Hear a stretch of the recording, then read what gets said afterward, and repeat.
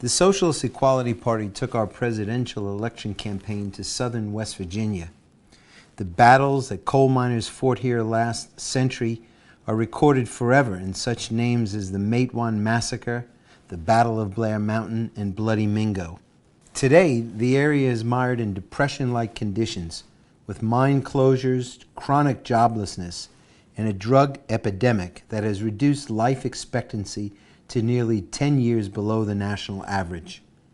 Popular anger over this and the indifference of the Democrats, who long dominated West Virginia politics, was demonstrated in the primary vote for Trump, and even more significantly in the mass support for self-described socialist Bernie Sanders. We learned about these conditions from miners and their families and discussed the socialist and internationalist perspective of our election campaign.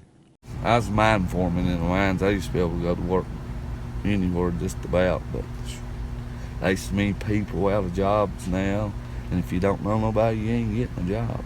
Your husband is a coal miner? He used to be a coal miner, and my father also used to be a coal miner, back a long time ago.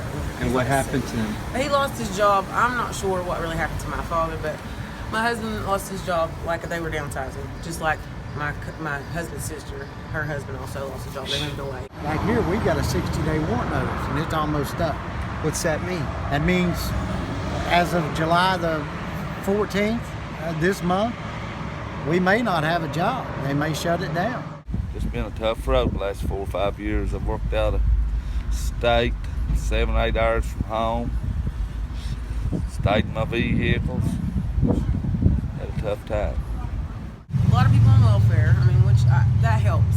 I'm not saying it's a bad thing, because it really helps, you know what I mean? Because when you can't find a job and you can't find anything else, welfare helps. But it's not just, you go to that office, you don't just see black people, you don't just see white people, you see people of all colors, you know what I mean? Because everybody needs help.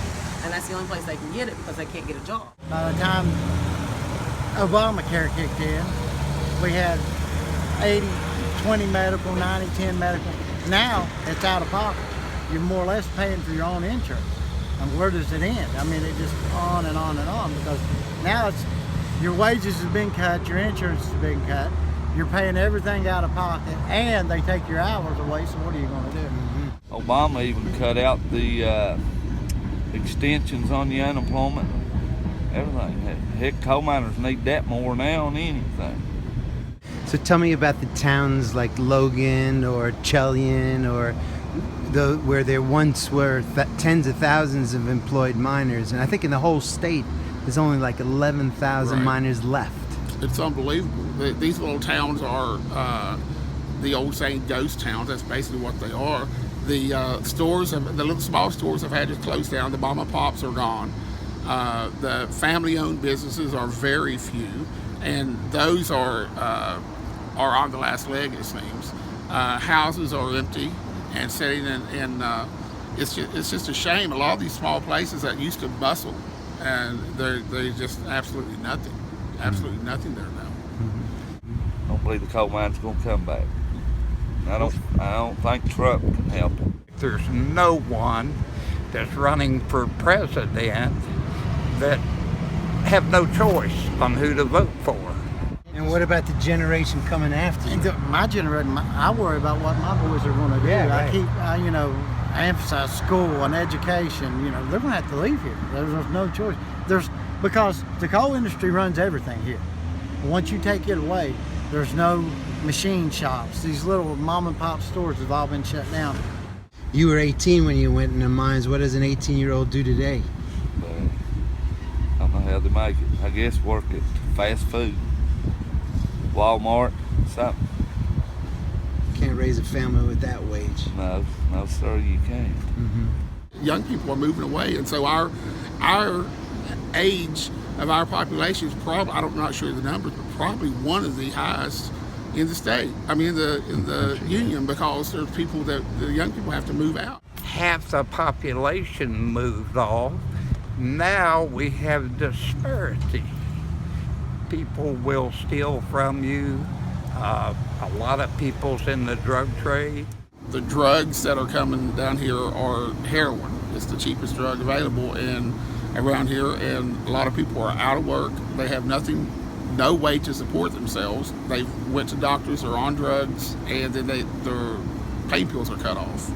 And once their pain pills are cut off, they go to the cheapest version, which is heroin. They just ain't no jobs to help nobody right now. Do you think that contributes to things like drug abuse or even people taking their own lives? There's a huge increase in suicide, especially among white workers. Are you sure? Guarantee it. Guarantee it. You take a man that's can't, his kid asks for a bicycle or something and they can't go get it for him. You just think what that does to you. Huh? It has to bother him. Like I say, I've got all my kids raised now. Last 6 months, buddy. It's been really tough. I've had some bad thoughts, but I've keep on trucking. Keep on trucking. Well, you ain't alone, you know that. There are millions of workers who are going through the same thing. And guess what? It's not only in America. In China, 1 million coal miners are getting laid off. Oh? Yes. In China? In China, believe it or not. Why? Because the whole... Global warming? Well, that's part of it, but the whole world economy is connected. So if there's a slowdown in any one part of the economy, then it just slows triples down. on that. Yeah, exactly. On that. And you know, the politicians want us to hate the Chinese or maybe even fight a war. Better be all working together, hadn't they? Huh? Trying to come up with something different.